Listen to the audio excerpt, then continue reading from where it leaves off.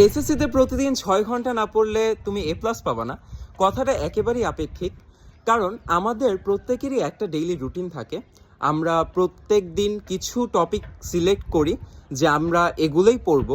তো এক ধরনের স্টুডেন্ট থাকে খুবই ফাস্ট লার্ন করে ওগুলোকে, মানে ধরো যতগুলো টপিক সে কাভার করতে চায় সেগুলো সে 2 ঘন্টায় পড়াশোনা করতে পারে। আরেক ধরনের স্টুডেন্ট আছে যার একটু পড়তে টাইম লাগে, মানে বিভিন্ন কারণে হোক, ও নোট করে অনেক ভালো বা যে কারণেই হোক ওর একটু সময় লাগে।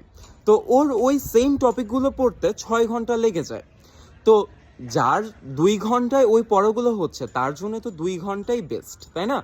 তার 2 ঘন্টা পড়লেই হচ্ছে। আর যার ওই সেম টপিকগুলো 6 ঘন্টা পড়া লাগতেছে সে 6 ঘন্টাই পড়বে। তো তুমি যে ক্যাটাগরিতে পড়ো, তোমার যদি খুব দ্রুত পড়াশোনা হয়ে যায় তাহলে তুমি কম পড়াশোনা করবা, আর তোমার যদি পড়তে টাইম লাগে সো তুমি একটু টাইম নিয়ে পড়বা, এটাই, আর কিছু না।